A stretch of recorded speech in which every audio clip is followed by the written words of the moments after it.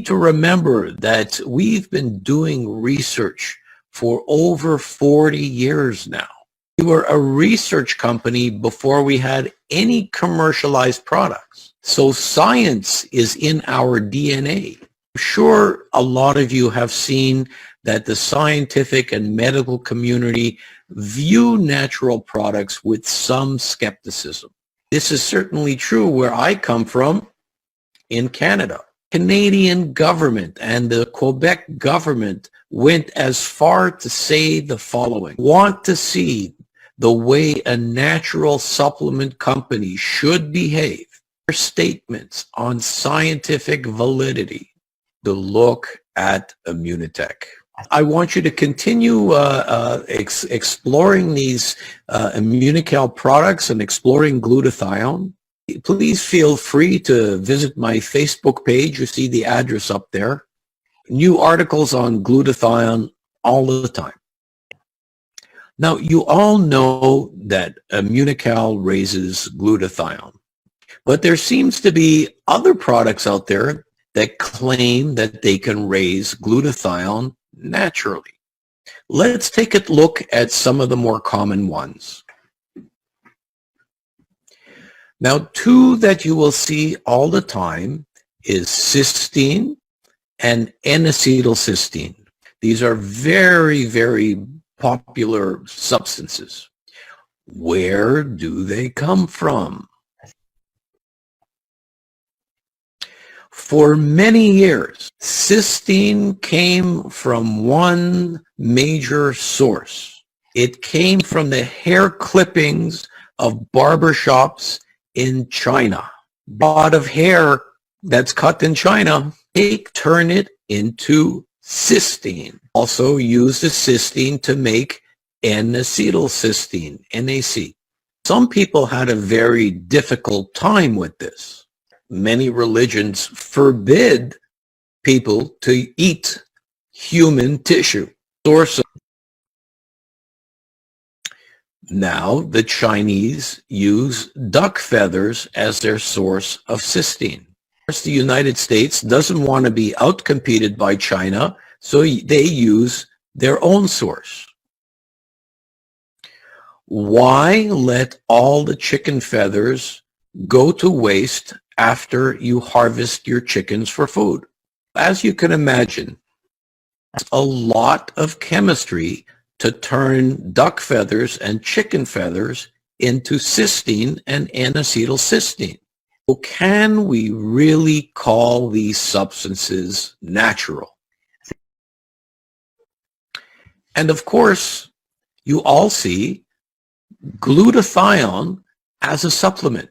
I'm sure by now you know that eating glutathione really isn't an efficient way to raise glutathione levels in your body. It gets broken down in your digestive tract and never makes it to your cells. There's intravenous glutathione, there's nasal glutathione, there's all kinds of glutathione. The majority of glutathione that you will find in supplements, in intravenous, in drugs, come from bacteria.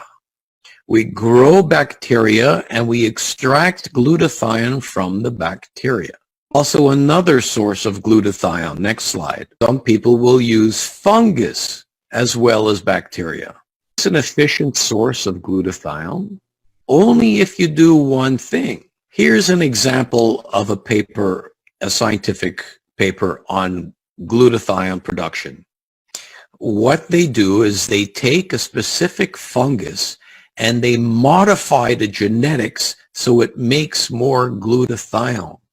See, all of these, there's many, many studies, and what they do is they manipulate the genetic makeup of these fungi to produce glutathione.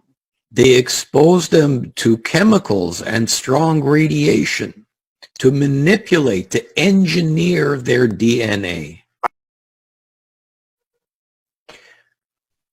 Now you can do the same thing to bacteria as well. Here they're using a common bacteria called E. coli. This is the bacteria that gives you diarrhea. Next slide. This bottom slide over there, this is even crazier. They combined the genetic material of two different bacteria. E. coli, which gives you diarrhea, 𝗕𝗏𝗃𝗃𝗃𝗃𝗃, which gives you sore throat, and they fused them to make a monster new bacteria that makes glutathione. So engineering the replicative material of these organisms forward, is this natural? Even if we say that it's natural, next slide, this is 100% genetically modified organisms. So let's go on. Next slide.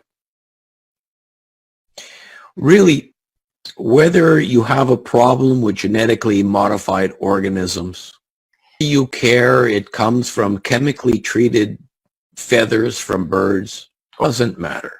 Because what matters is human studies.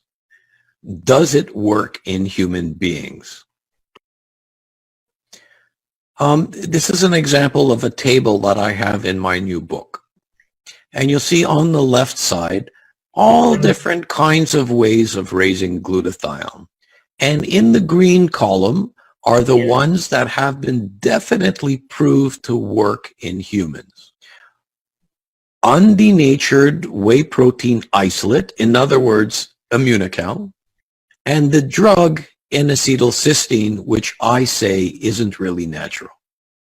You'll see all the rest of those really have very weak or even no clinical evidence that it works in humans. Now let's look at what real proof is. Now you've seen this slide before. A slide that shows Immunotec has shown up in 63 published medical articles. Is that number 63 a real number? Prize? No. The end of 2020, we will have over 70 articles. Thing you can be extremely proud about. No other company has that kind of research. And again, if you really want to find out more about glutathione and get into much higher details, you'll see the latest book on glutathione in Spanish. Or if you just want to go online, visit my Facebook page, and we will all continue to learn every month.